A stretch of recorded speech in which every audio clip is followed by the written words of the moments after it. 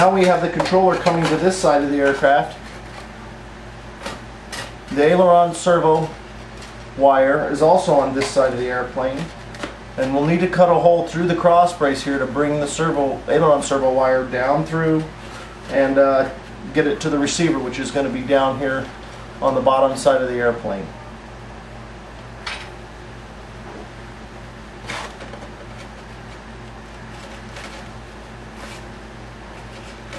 Just cutting a small relief hole for the servo wire to come through.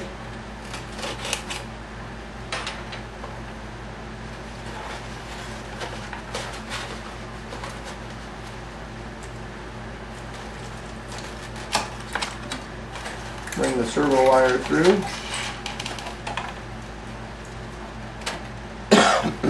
We'll also have to cut a relief hole to bring the elevator servo wire through to the other side.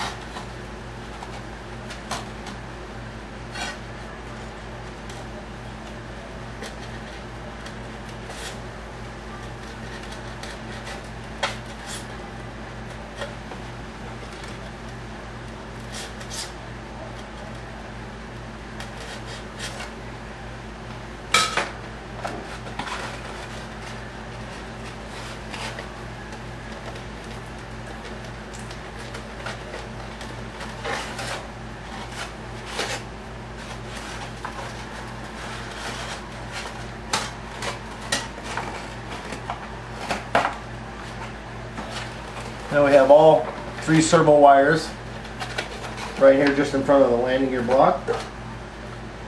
We'll want to go ahead and Velcro this speed control basically as far forward as you can get it so that it's in the prop blast area, good flow of air over the top of it, and keep the weight as far forward as possible. And I attach those simply with Velcro. Velcro for the receiver, Velcro for the speed control, and also Velcro for the battery. I've got the speed control mounted, and I have all the wires, servo wires plugged into the receiver. And after those wires are all plugged in, then I like to find a good location to mount the receiver. If you just mount the receiver and then find out that your servo wires don't make it, you know, you have to remount it, or you know, even put a servo extension, which just adds weight and money to the airplane. So just plug them all in, and then search around for the best location. And that's where I got this one located. Now the balance point is printed on the airplane down here below.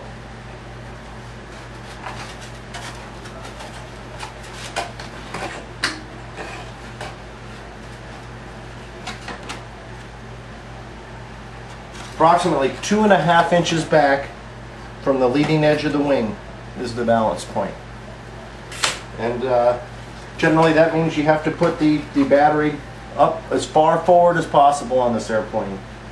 Right, basically in this location. Now that's for a 352 cell. If you had a 482 cell, you want to go back about maybe an inch, 3/4 of an inch or so. And then if you use the 730, you want to go back to basically the cowl line that's printed on the airplane here. This line just behind the vents. And anyway, just make sure it balances at the 2.5 inch location. You'll be just fine.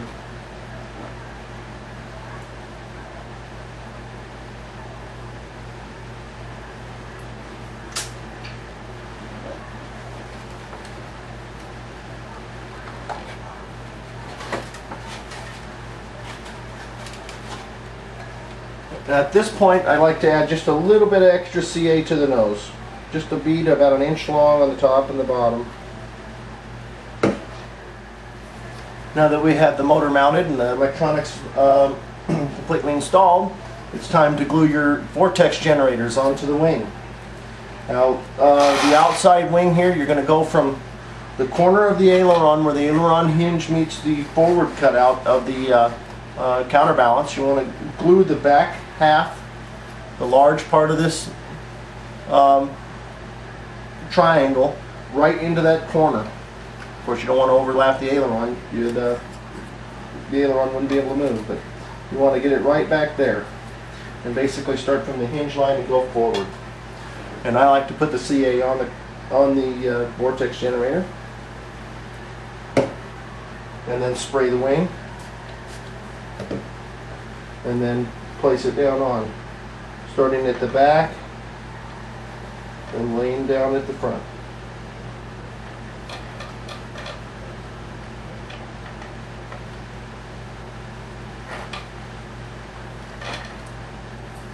And we'll do that for all 16 vortex generators. On both the top, the bottom, and the top of the bottom, and the bottom of the top wing.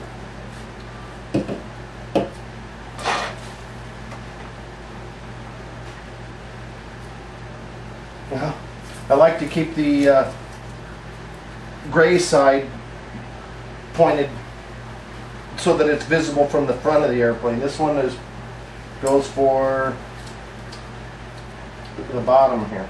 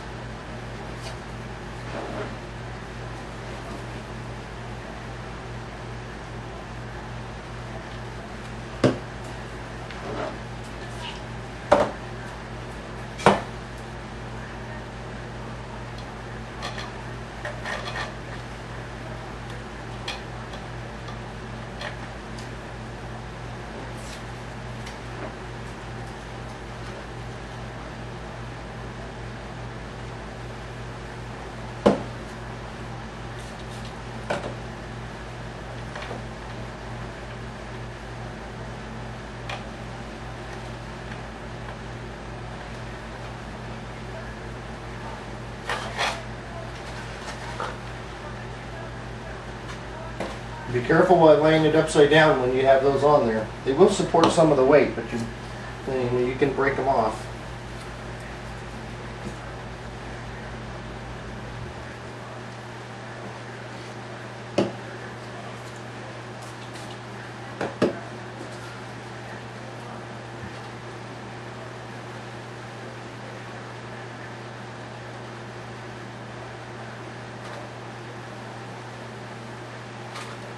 You've always heard the phrase, do as I say, not as I do. It probably would have been best to glue the vortex generators on the insides of the wing first. That way you could place the airplane upside down without putting any undue stress on these. But we've already got started, so we'll just be careful.